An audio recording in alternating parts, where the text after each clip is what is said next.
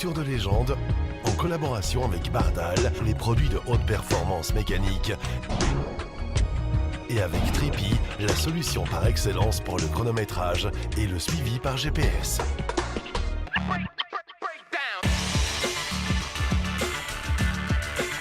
Un programme qui est réalisé en collaboration et en partenariat avec newsclassicracing.com ainsi que les passionnés d'automag.be.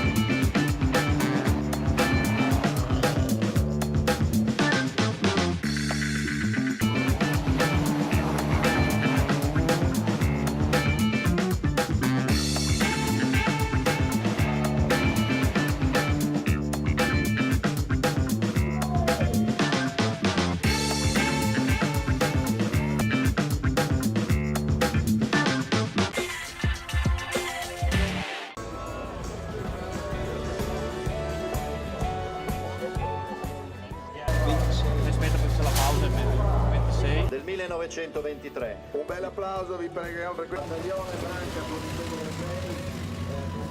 C'est chaque année un rendez-vous incontournable dans la ville italienne de Mantova.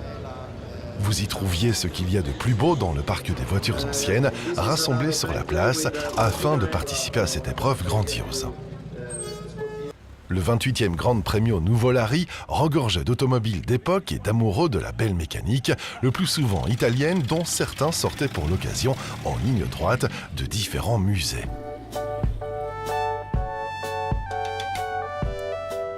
Cette année, c'était plus de 300 voitures d'époque prêtes à se lancer sur un parcours passionnant qui traversait les plus belles villes historiques de l'Italie du centre et du nord, une vingtaine de nationalités différentes, au volant de plus de 250 types de modèles de voitures allant de 1925 à 1969.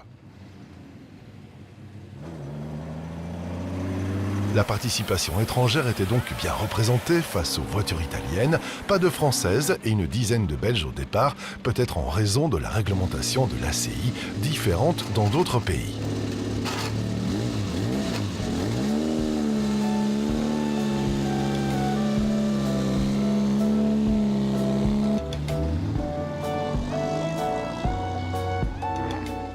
Les pilotes ne se sont pas privés sur le circuit de faire rugir leurs moteurs venus d'une autre époque, mais toujours en pleine forme comme ceux de l'Aston Martin Le Mans de 1932.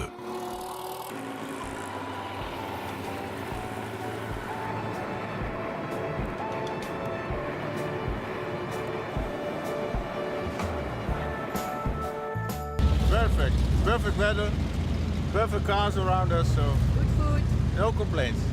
L'édition 2018 proposait un parcours renouvelé depuis Mantoue, à travers la plaine du Pô et les Apennins, jusqu'à la Riviera Adriatique. Le deuxième arrêt à Rimini, en passant par les beautés de la Toscane, de l'Ombrie et retour à Rimini. La troisième étape depuis la mer Adriatique, en passant par les villes d'Émilie-Romagne, jusqu'à l'arrivée à Mantoue, lieu de naissance de Tadzio Nuvolari. Un voyage de 1070 km entre les beautés de l'Italie, un mélange d'histoire, de passion, de tradition et d'hospitalité exclusive.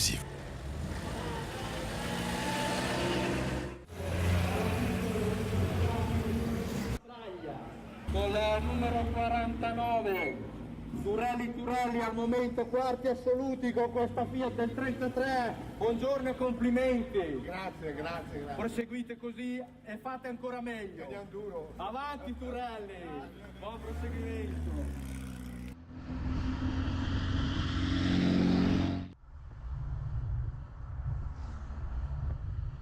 Les spectateurs ont applaudi ces Bentley, la plus vieille datant de 1925, Bugatti T35, T37, T40 ou T et quelque chose, Amilcar ou autres Alvis, Riley, Lagonda, plus belles les unes que les autres, même si l'on se répète à le dire tout au long de cette manifestation dédiée à ces belles mécaniques ou monstres d'un passé glorieux.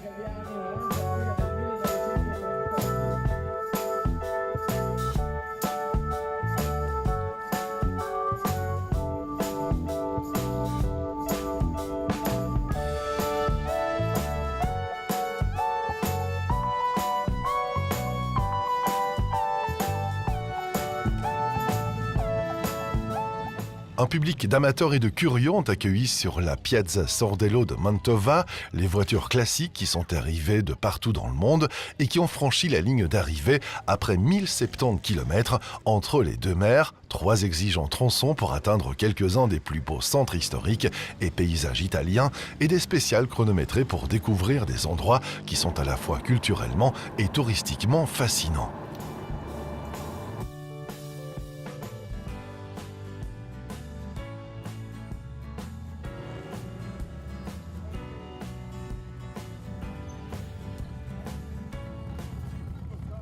Everything is going very well. And Italy is a very beautiful country and the people are incredibly nice. Everybody is very nice.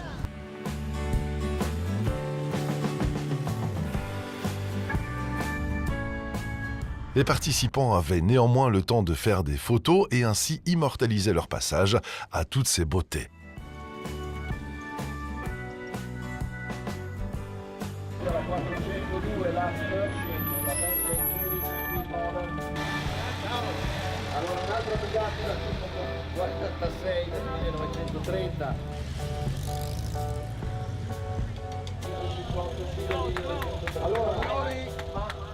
Pour la victoire définitive, l'équipe Giovanni Mosseri et Bonetti était l'équipe gagnante de la 28e édition du Nuvolari avec une Fiat 508C de 1939 et son numéro 81. Le rendez-vous est pris pour l'année 2019.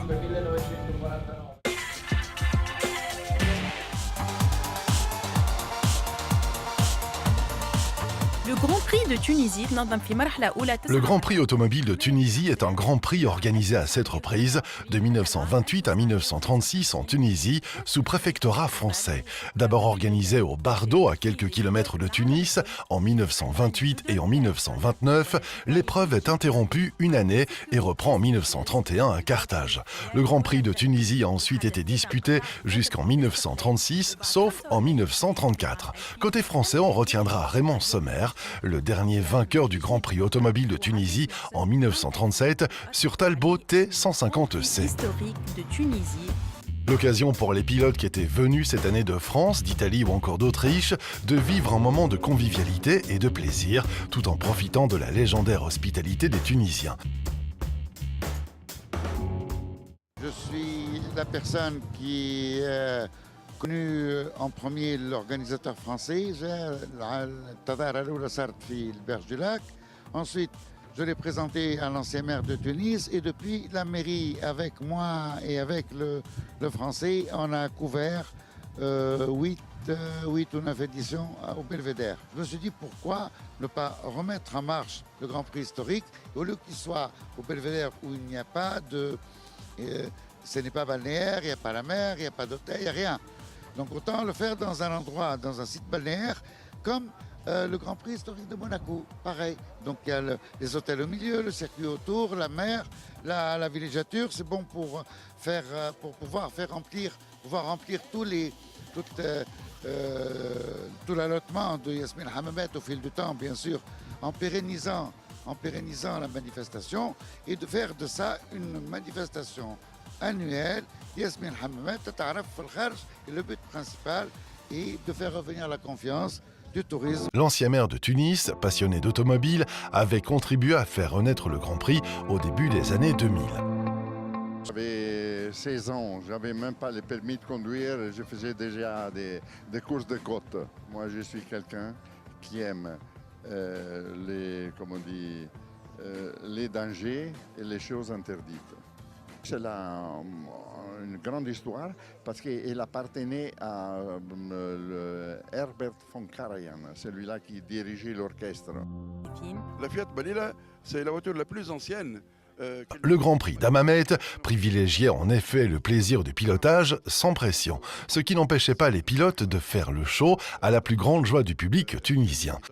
Ils ont travaillé pour mettre en place ce Grand Prix grâce au soutien de Slim Gazaï, le président de la Fédération tunisienne de l'automobile, de l'Office national du tourisme tunisien et de tous les bénévoles de la fédération. Dans les stands, les spectateurs ont beaucoup photographié également les splendides Alfa Romeo de la Scuderia del Portello, le team officiel de la marque italienne. On a ici 2 voitures mythiques de la Scuderia del Portello. This there is Alfa Romeo, Arturo Merzario Formula One car. Specialized in Carrera Panamericana. Is very important to win with this car. And le cylindre c'est 1100. C'est 4 cylindres, plus de 100 cavalli. C'est très belle voiture et rapide. Et l'autre, c'est la fameuse GT1 Alfa Romeo. Comment s'est passée la première journée de la course? Très belle, c'est bel soleil. Le circuit, c'est très spécial, très rapide.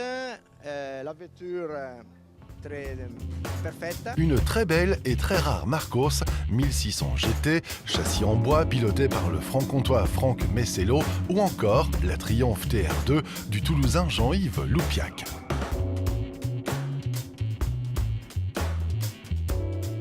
C'est ma toute première course de toute ma vie. Et je suis très heureux, je finis 4e. La Marcos, la particularité, c'est une voiture avec un châssis entièrement en bois, en contreplaqué marin qui est collé et qui a quasiment la même dureté qu'un châssis en aluminium. Voilà, donc c'est très léger et à la fois résistant.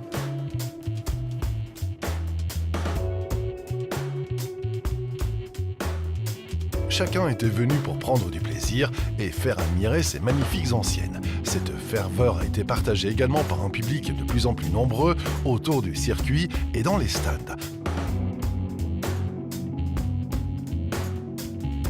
Cette année encore, Hachimi Benamor, l'organisateur du Grand Prix, avait concocté un programme copieux. Au menu, un départ en bateau de Marseille et un autre de Gênes pour les pilotes italiens, des visites touristiques, le village touristique de Sidi Bou Saïd, une parade avec exposition des voitures de course au pied du fort d'Hammamet qui a permis aux Tunisiens de partager avec les pilotes un moment de convivialité ou encore un dîner-spectacle oriental dans un décor des 1001 nuits offert par l'organisation. Il y a 3 nationalités qui participent au Grand Prix. Il y a des Français, des Italiens et un Autrichien. Il y a un peu de tout. Ce sont des gens qui sont très merveilleux, qui nous font confiance, qui aiment la Tunisie. Les Anglaises faisaient elles aussi briller leur chrome sous le soleil d'Hammamet. L'événement est très agréable en bord de mer comme ça. En plus, on a de la chance, on a eu un temps plutôt clément avec nous. On a eu aussi la chance d'avoir de belles voitures qui tournaient sur ce circuit. Pour moi, c'était la première fois en Tunisie, parce qu'en France, j'ai l'habitude de courir. J'ai passé un moment vraiment très agréable. Voilà. Et en plus, je le faisais avec mon père, donc c'était un moment familial. Un combiné touristico-sportif qui a séduit les participants et les pilotes qui ont apprécié. L'ambiance était très sympathique, le circuit est intéressant, ils ont pris beaucoup de plaisir avec un voyage très dépaysant. Ils reviendront, c'était un sentiment partagé pour ce Grand Prix et en parleront à des amis afin d'être tous ensemble l'an prochain. L'état d'esprit des participants était vraiment excellent. La saison se terminait donc en beauté sur le front de mer d'Hammamet et déjà se profile un nouveau rendez-vous pour 2019. Le retour des routes du soleil, un rallye en ancienne sur les plus belles routes de Tunisie. Toutes les infos seront bientôt disponibles sur le site www.jasminautoretro.fr.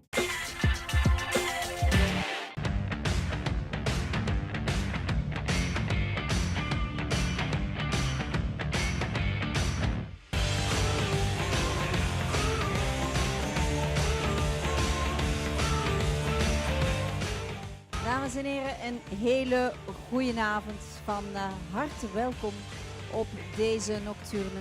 En dit namens Interclassics Brussel.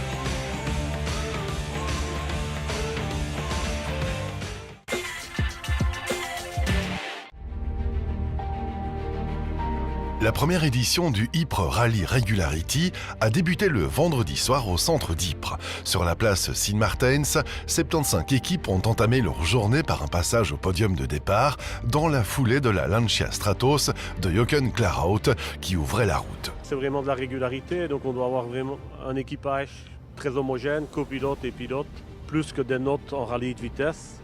Donc il faut par moment aller vite, mais pas souvent. Rester sur la route et alors c'est du parcours secret, donc la nuit, ne pas se tromper. La soirée d'ouverture de cet événement de 3 jours était déjà un défi de taille avec 9 sections de régularité sur les routes les plus difficiles de la région.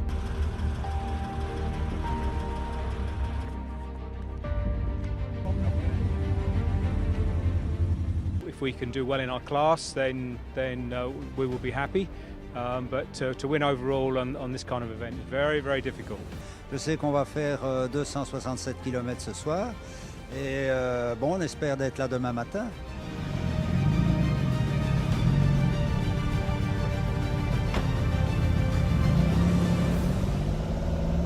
Cette édition du Ypres Rally Regularity, la nouvelle épreuve de régularité organisée par Superstage en collaboration avec les frères Björn et Jens Van Overskelde, a été un succès. La compétition a débuté dans le joli cadre du village de Boezing avec un CRS, un test de dextérité sur route fermée. Après cela, les participants se sont enfoncés dans la nuit pour y affronter des spéciales de régularité à Runninge, Fintele, Azowind et Alveringum.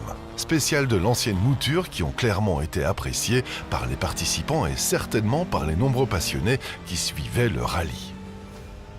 Yves De Flandre et Yves Nulanders ont pris le meilleur départ avec leur Porsche 911. Ils menaient le général devant la Porsche 914 de Kurt De Klerk et Aswin Peik et l'Opel Ascona de Florent Hontoir et Alexandre Peters qui bataillaient ferme avec Éric Pirot et Catherine Monard. La petite Peugeot 104 de Guy Langlart et Vincent Leguen a créé la surprise en pointant au 8e rang absolu.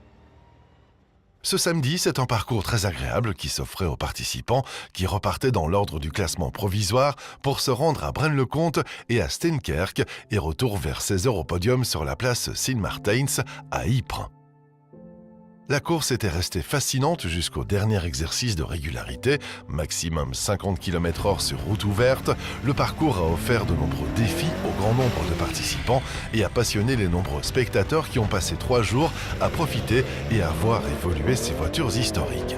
Un événement qui fut marqué par la domination de Yves De Flandre et Yves Nulanders sur leur Porsche 911 orange. Samedi après-midi, Yves De Flandre a pourtant eu chaud à un moment où il semblait devoir renoncer à son leadership après être resté coincé derrière un tracteur à Steenkerk. Heureusement que le système de 3 jokers permettait de compenser de tels retards. Venus de France, le Touquet, Christophe Berthelot et Stéphanie Want terminaient au 2e rang, eux aussi sur une Porsche 911 SC. Un plateau de tel niveau, il aurait signé tout de suite pour une 2e place. Une seconde marche qui réjouissait Christophe Berthelot, l'étranger le plus rapide de cette édition. Avec sa petite Renault 5 Alpine GR2, Éric Pirot terminait sur le podium général et remportait la classe 2. Un écart qui restait serré comme en atteste le maigre écart. 2 secondes 7 seulement séparaient la Renault de la Porsche française, malgré le fait d'être un peu court en puissance. S'il échouait au pied du podium, Jochen Claraut était classé sur sa très belle Lancia Stratos et remerciait son équipier Anton Dupan, qui a superbement navigué. Il était heureux de cette 4e place, tout spécialement parce que c'était sa première expérience sur une épreuve de régularité, une discipline qui n'a rien à voir avec les rallyes de vitesse. Très content de tout le déroulement en général, mais j'ai très apprécié la première spéciale de ce matin au pied des éoliennes avec un peu de terre et il y avait des spectateurs, des photographes, donc pour le plaisir de conduite, vu que je suis pilote aujourd'hui et que c'est la première fois que je le fais, j'ai vraiment pris mon pied à la première RT de la journée. Au niveau de l'atmosphère, il y a pas mal de têtes connues, de gens qu'on croise sur des rallyes, que ce soit en Belgique ou en France ou autre, donc c'est une grande famille les rallyes, donc très bonne sportivité, du fair play, pas de soucis, on peut pointer, démarrer quand on veut, donc il n'y a pas de fil, pas de gens qui veulent s'interposer, c'est très sympa. On dénombrait aussi au départ quelques perles rares telles que le coupé à pales de 1951, aligné par Patrick Van de Moort. Il ramenait la voiture de construction belge en 10e position.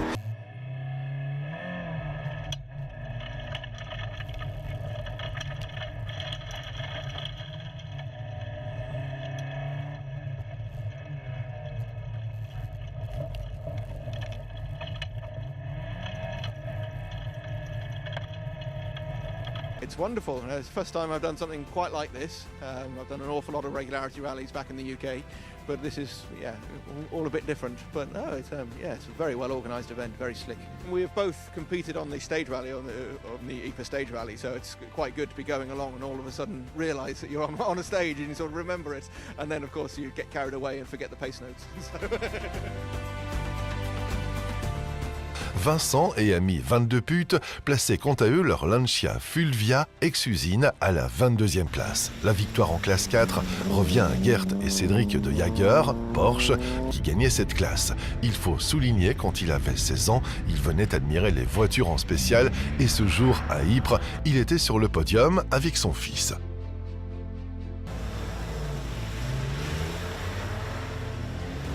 Et parmi tous les pilotes, un a une mémoire qui remonte plus loin que la plupart des autres à Ypres. Eric Van Peer se souvient de ses débuts sur ce rallye. Il y a 40 ans, à l'époque où il était également au départ avec sa BMW et avait vraiment apprécié cette course. Superstage pouvait se féliciter pour cette première édition réussie du Ypres Rally Regularity. Björn Van Overskeld, directeur sportif, était satisfait car les pièges prévus sur le parcours avaient fait leur travail. Les participants participaient à une épreuve de vraie régularité. Les réactions ont été excellentes et l'ambiance a été impeccable grâce aux nombreux spectateurs.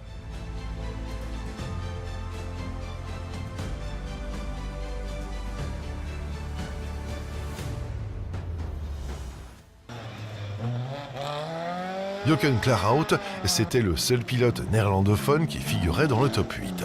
Claerhaut était suivi de près par les vainqueurs en classe 1, Alexandre Delay et Benoît De Flandre, avec une Ford Anglia de 1962. Florent Antoire, secondé par Alexandre Peters, prenait la 6e place absolue et la victoire en classe 3 en poche. Vraiment une très très belle organisation, des belles routes. La météo a rendu les routes assez glissantes. Et donc c'était vraiment très très amusant. Cette année 2018, il a remporté les Legion Boucles à Bastogne en catégorie Challenger, puis terminé 2e au Portugal.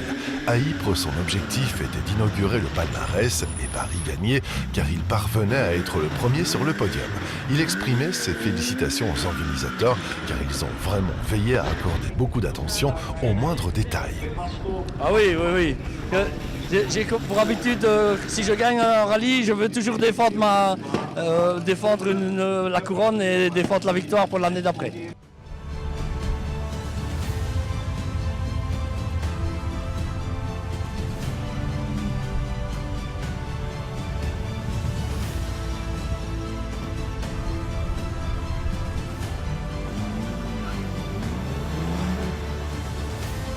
En bref, le Ypres Rally Regularity entrait pendant le week-end de décembre dans le clan des incontournables du monde des rallyes de régularité. Ça a été le suspense jusqu'à la dernière spéciale, mais voilà, on a fait le travail et on a gagné. C'était notre souhait le plus vif. I've done the Ypres Stage Rally about 10 times since the mid-90s, so I love the roads around here and coming to Ypres as well. So the roads were fantastic. They kept me very busy. Très bien amusé, très gai, des routes bien glissantes et beaucoup de bien organisées. Donc quand c'est bien organisé, on s'amuse bien généralement. Het is een leuke sfeer. Het doet eigenlijk veel denken aan de rally van Ypres zelf. Iets minder stress. We hebben s'avonds tijd voor een pintje te drinken, maar ik heb ervan genoten. Ik ga dat waarschijnlijk wel nog een keer doen. Ja.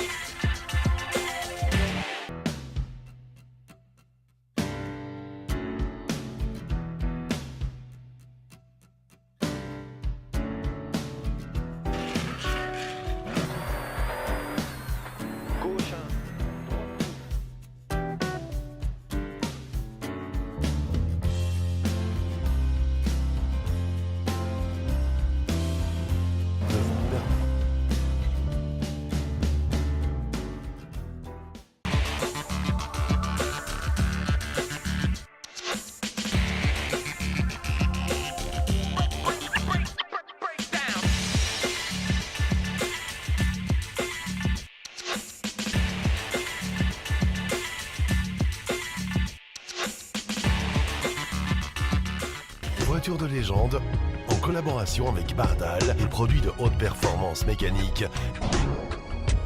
Et avec Tripi, la solution par excellence pour le chronométrage et le suivi par GPS.